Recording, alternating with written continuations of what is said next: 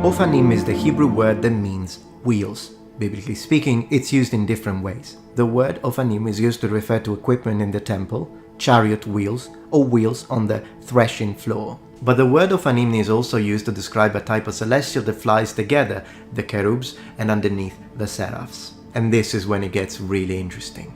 Ophanim are mentioned in Ezekiel. As I looked at the living creatures, I saw a wheel on the ground beside each creature with its 4 faces. This was the appearance and structure of the wheels. They sparkled like topaz, and all 4 looked alike. Each appeared to be made like a wheel intersecting a wheel. As they moved, they would go in any one of the 4 directions the creatures faced. The wheels did not change direction as the creatures went. Their rims were high and awesome, and all 4 rims were full of eyes all around. And then I saw 4 wheels beside the cherubim, one beside each cherub. The wheels radiating when sparkling like diamonds in the sun. All 4 wheels looked alike, each like a wheel within a wheel. When they moved, they went in any of the 4 directions but in a perfectly straight line. Where the cherubim went, the wheels went straight ahead. The cherubim were full of eyes in their backs, hands and wings. The wheel likewise were full of eyes. I heard the wheels called wheels within wheels. They are wheels at cross angles. We are told the wheels had the color of beryl. In the Apocrypha Book of Enoch, we are told about celestials. We are not told about their names, but they are directly called the many-eyed ones. Their description fits that of the Ophanim, and we are also told, and round about were seraphim, cherubim, and Ophanim, and these are they who sleep not and guard the throne of his glory. Even though cherubim, seraphim, and Ophanim are completely different entities, they do have one thing in common. They never sleep.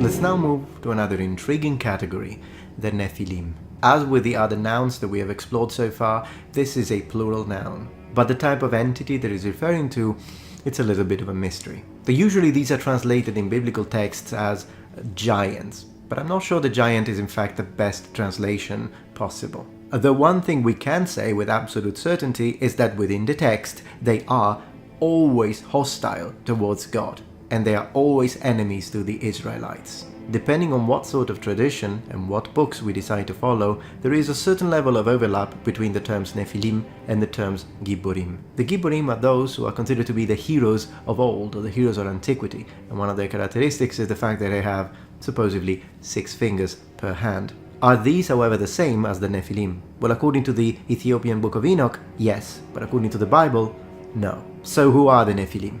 Well, depending on how we decide to interpret or translate the origin word nafal, it could be translated as those who were left to live or not killed. But it could also mean those who descended or fell. But there is another interpretation that is rather fascinating. There would be a literal interpretation of the singular form, which is the constellation of Orion. So are these fallen angels then? The idea that the Nephilim could be fallen angels coming from the heavens is of course speculative when looked at it from biblical knowledge alone. But we do have the mention of 200 angels that rebelled and were called the Watchers, their leader being Azazel.